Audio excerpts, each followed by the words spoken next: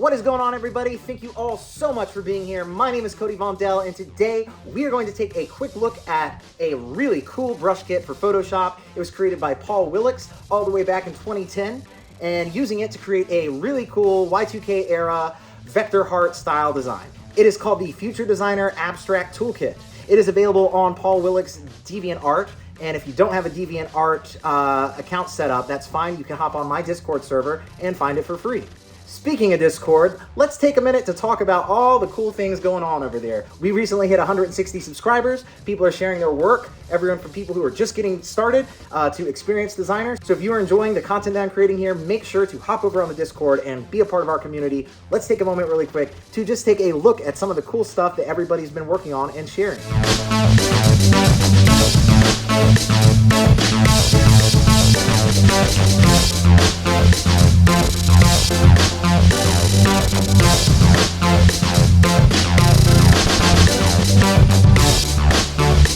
As per usual, you guys are crushing it, and I appreciate you submitting the work that you're creating and sharing your tips and your tricks. And you know, we've just got a really cool community over there, very encouraging, and I'm very thankful for you all. If you want to support my YouTube channel, make sure to head over to my Etsy, pick up some stickers. They're all holographic and shiny.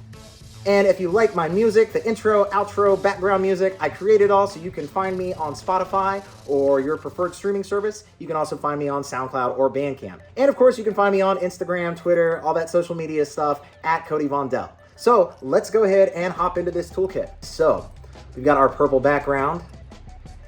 And the first thing I think we need to do is go ahead to our, well, yeah, here, let's make a new layer, call it red, and we'll make another one, call it white, since those are the pretty much red, white, and purple are going to be the colors we're using. And let's go ahead to our brush, and we're going to import brushes. And this is the brush kit, but I've actually already got it installed, so I'm not going to do it again. So let's just start down here at the bottom and just start playing around with stuff. This last one is really cool looking, so that'll make a cool starting point. Scale it up just a little bit. Boom. So already you can see this has got that like future techie Vectorheart and metal heart kind of look to it. And right now we're just playing with all of these. They have like 60 different shapes, different brush kits or brushes in the kit that you can use. So we're just going to go through all of them and try to make use of every kit in the entire pack without getting, you know, too over the top. I already did this one time, so I'm recreating it. I saw this kit on the Vectorheart Twitter, which you should be following, by the way. And I saw it, it was free. I was like, you know what, I'm downloading this right now, and I'm just gonna play around with some stuff while I was waiting on something else to export. And I had so much fun, and actually in 10 minutes, I came up with something that was really cool. So I shared it, and it seemed to get a pretty cool reaction from people, so I figured, why not make a video out of it? So here we are, just going through all of these different brushes. And right now, obviously, we're only using our red layer, but we're gonna go to the white layer and start using some brushes on that one soon too. So you can, all these cool little like digital bits and glitches and stuff like that, really cool stuff. This style was so popular in the 2000s, man, like so much stuff. I had shirts and album covers and various things that had this kind of artwork. And you know, back then it didn't really have the name Vectorheart. That was something obviously coined by this newer generation of designers and archivers, all heavily influenced by Kari, you know, Evan Collins and Fredo Tam and everything they're doing. So it's really cool that they've given labels and names to try to describe all these various design styles that were really popular, you know, 10, 20 years ago. I really love the Vectorheart style. I'd say the Y2K aesthetic logos and the Vectorheart style was like the big thing when I was, you know, kind of coming of age between the ages of like, you know, 11 or 12 to like 16 or 17. So like my whole like middle school, high school era this was the kind of stuff. This was like mainstream. This is what everybody was designing, and it looks so cool. And you know, as a young person, you kind of take those things for granted, and you get a little bit older and you start looking back and thinking, man, they really were crushing it back in the day. The guy who got me into Photoshop and Illustrator way back in like 2007, he was really, really cool with this kind of artwork. And like everything about his style like was just Vectorheart. That wasn't the name that we used back then, but it was his style. All of his t-shirts had it. His name is Brandon. And he's actually the guy who helped me code my website. One of my lifetime, what would you call it? Lifetime best friends, longest era best friend that I've had for a long, long time. Very thankful for Brandon. So yeah, whenever I see this style, I always think of him. It's nostalgic. Cool stuff. So as you can see, we've hopped over to our white layer when we were just kind of playing around with some little bits and pieces here too. We're just going through and adding various shapes and stuff that feel right. And there's really not a wrong way to go about this kind of stuff. Especially when you're just kind of experimenting and having fun, which is what we're doing right now. So I actually don't think I want to keep this. We're gonna get rid of this one. Yeah, don't think we'll be using that. Trying to see if there's anything we could do with it, but ultimately I'm just not feeling it. So we're just gonna leave those out of it. That's what happens sometimes. So we are not officially using every brush in the kit.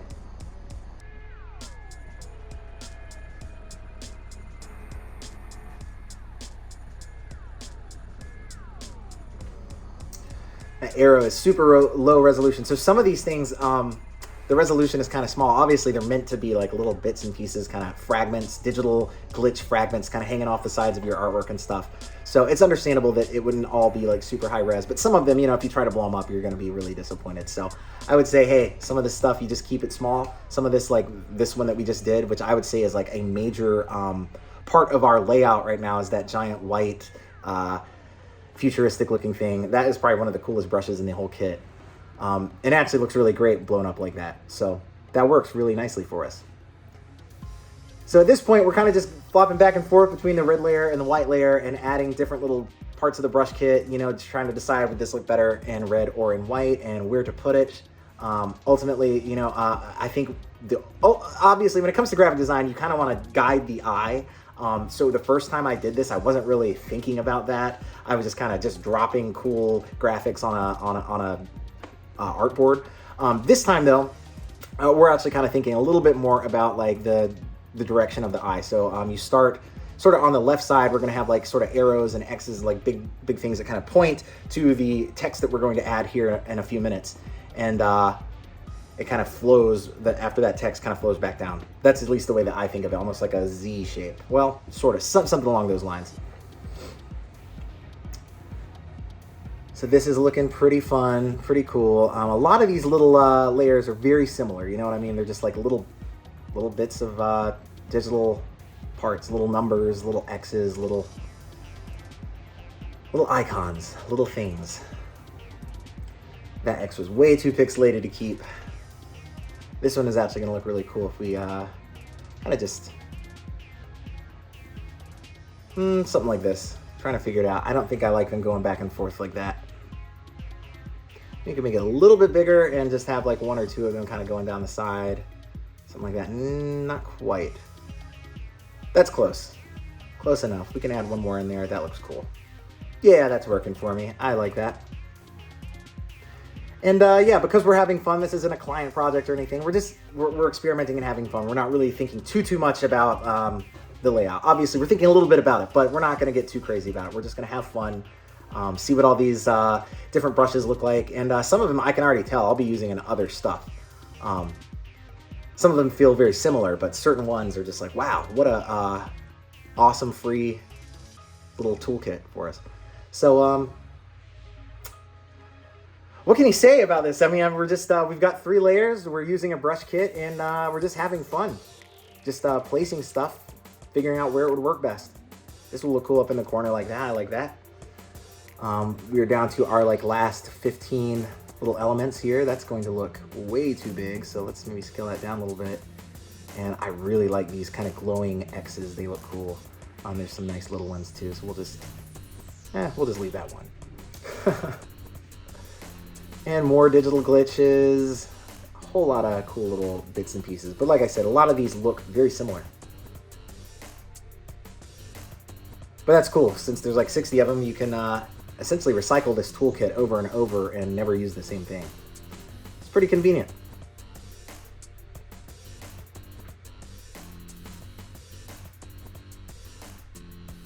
Those will work right there. That's cool, a little blurry, a little pixelated, but that's what happens sometimes. I'd say with these brush kits, a lot of times when you select a brush, the size that it's at is the maximum size that you're supposed to use. Not in every sense, but most of the time that is how it goes. So trying to make it bigger is you're gonna get some pixelation, especially because we're in Photoshop. We're not in After Effects. We're not in Illustrator. So it is not vector-based, it is raster-based. So you're gonna be seeing some pixels.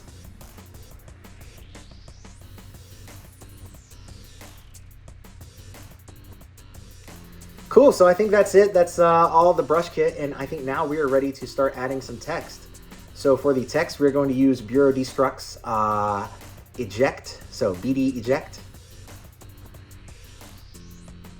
And I recently downloaded a ton of Bureau Destruct fonts. They have a ton of really cool futuristic free fonts, comparable to stuff from like the Designers Republic and stuff from that era. So yeah, I'm actually gonna do one of my free Y2K aesthetic fonts videos that strictly on Bureau Destruct. So we've got the big FD for Future Designers.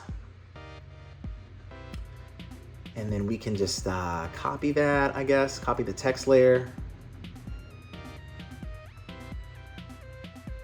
And move it down, and we'll write something out, and we'll make it a lot smaller, FD abstract, and maybe we'll make it like 20 or 30, something like that. That looks cool. And next we're going to do a cool little thing. We're going to turn down the opacity to 0 on the fill, but we're going to keep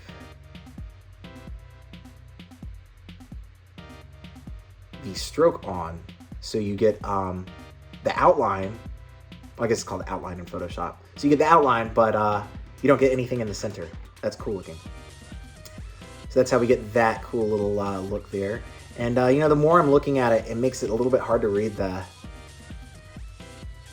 ACT at the end of abstract. So we might end up actually filling it back in with that same purple, so it's a little bit more readable.